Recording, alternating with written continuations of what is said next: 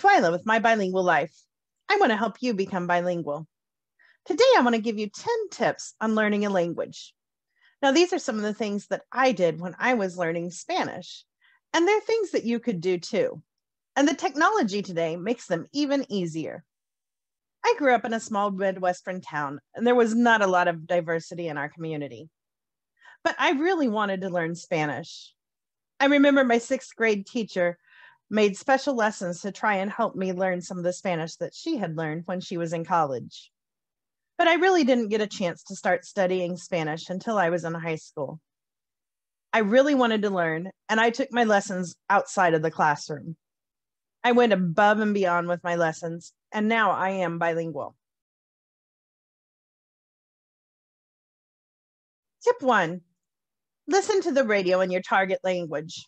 When I was learning Spanish, this really wasn't an option for me. Every once in a while on a clear night, we might get a Spanish channel that leaked through on one of the AM stations, but it wasn't very consistent at all. Today, more and more foreign language radio stations are available. You can also tune into Radio Garden on your computer or even on your phone and listen to radio stations from all over the world. Radio is not easy listening for a beginner, but it helps get your ear accustomed to the language, and it helps you realize which parts of the language you need to work on. Watch TV or movies in your target language. Today, there are so many options for this one. All of the major streaming services have audio and caption options in several different languages. I suggest you turn your captions and your audio to the target language. This will help you get used to seeing and hearing the words. If you set one or the other to your native language, you're more than likely to start listening and paying attention only in your native language, and that kind of defeats the purpose. You can always go back and watch a section in your native language if you need to understand something. Try and use the context clues, the words that you know, and what the actors are doing to get an idea of what is going on. Take notes of any new or confusing words so that you can look them up later. So just like in English, the captions are not always 100% correct. So be sure that there might be some mistakes. Number 3, read. Read everything that you can get your hands on. I remember we had taken a trip to Mexico and they had wrapped one of my souvenirs in some newspaper. And I saved the newspaper so that I could read it later. Now you can read blogs, newspapers, magazines, and so many things on the internet with the technology available in your native language. You can also translate pretty much any document, although I would caution against using automatic translations because sometimes they're not 100% accurate. Listen to music in the target language. This is my favorite, and this is probably how I learned the most. I will be doing a separate video on this, and you can check it out later. Now, I learned Spanish back in the day of the cassette tapes. My best friend in high school was from a Mexican family, and she made a mixtape of some of their favorite songs. I listened to the tape over and over again. But more than just listen to it, I would listen to a little piece, put it on pause, try to write down what I thought they said, and then I'd go ahead and listen to the next piece. And I'd do the same until I got all the way through the song. Sometimes I would have to rewind it several times. Sometimes I would have to go back and start all over. It would usually take me several days to get through a single song, but I felt a great sense of accomplishment when I was able to get through it. Then I would dig out my dictionary and try and figure out what it was that they were saying. I know my friend and my high school Spanish teacher probably got tired of me asking them all the questions about some of the phrases and some of the conjugations. Then I would use my handwritten lyrics to sing it over and over and over again. I know I drove my family crazy. Now there are a lot of shortcuts to that process. First, song lyrics in almost any language are available at the click of a button. And let's not even talk about how much easier it is to rewind audio now than it was back in the day of the cassette player.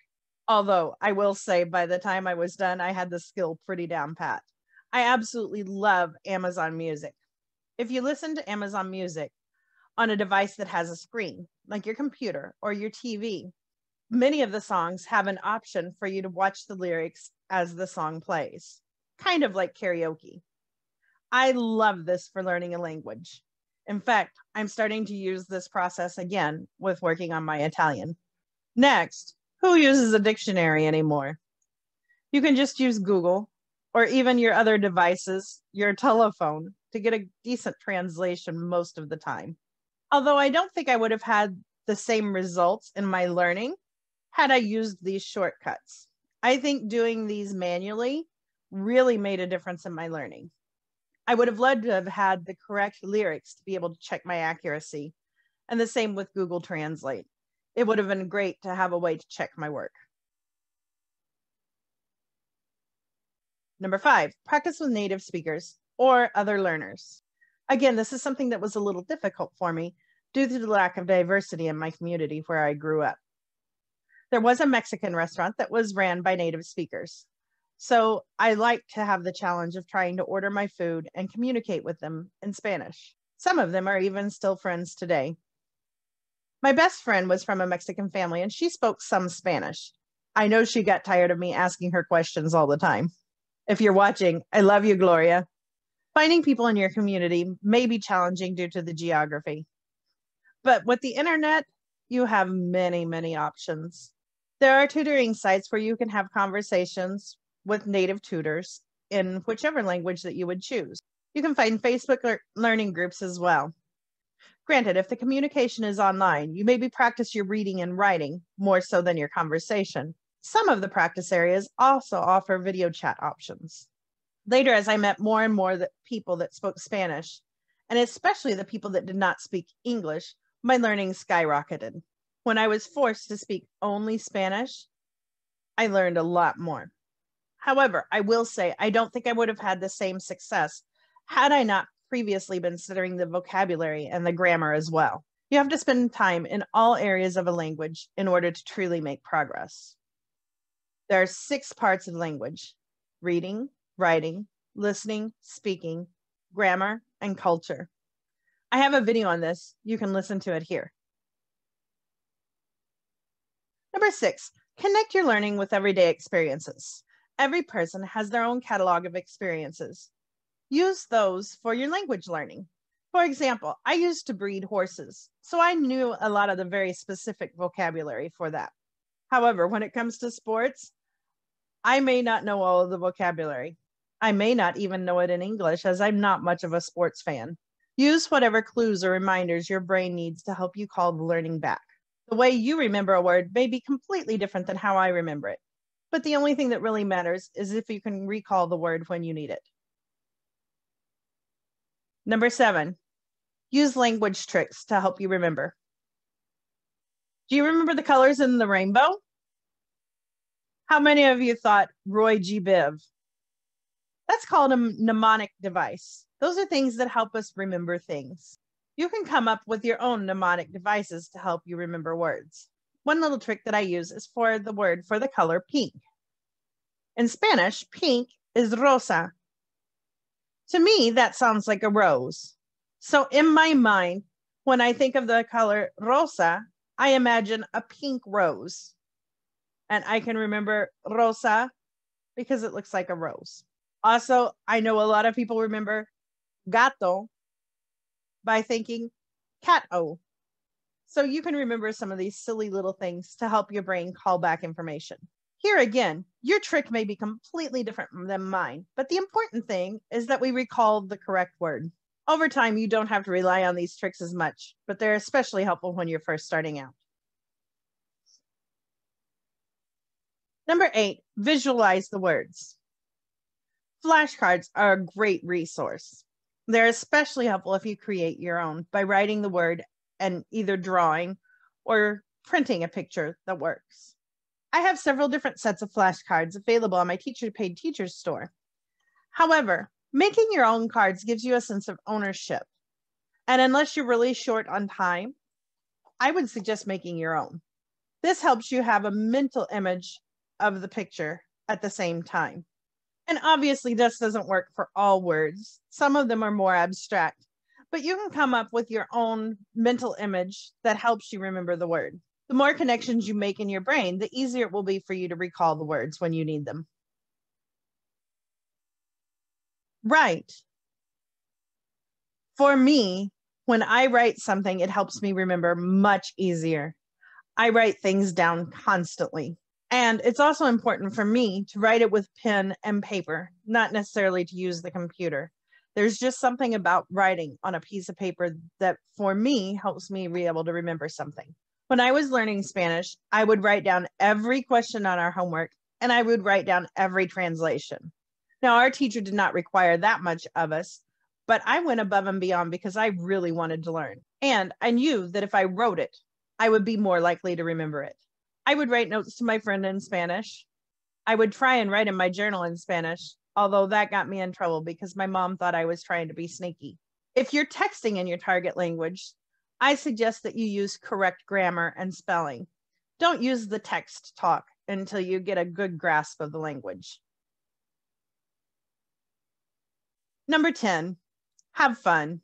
While you may have a very serious purpose for learning a language, you also need to have fun with it, or you won't stick with it. I worked very hard to learn Spanish, but I loved what I was doing. I felt a great sense of accomplishment when I finished a whole song, or I could order my food in Spanish at the restaurant. Use whatever it is that you like to learn. If you like music, listen to Amazon Music in your target language. If you like YouTube, find YouTube videos in your target language. If you like to watch movies, you can change your Netflix settings to the language that you want. If you like to play video games, find some friends that speak the language that you want to learn and play video games with them. Be careful because they may not use appropriate language all the time. The main rule that I have for my students in my online classes at OutSchool is don't get frustrated. If you're not understanding what I'm saying or you're feeling overwhelmed, stop me. Ask a question. Look up a word. Let's find a way so that you can understand at least the majority of what I'm saying. So if you feel yourself getting frustrated in language, stop, step back, and maybe ask for some help. Sometimes you only need to figure out one more word to make a whole paragraph make sense. Learning a language is not going to happen overnight. It takes a lot of time and effort, but the reward is tremendous. Take advantage of all the technology that is available and remember to have fun while you're learning. And soon you could be bilingual too. You're always welcome to contact me if there's a topic that you're having problems with.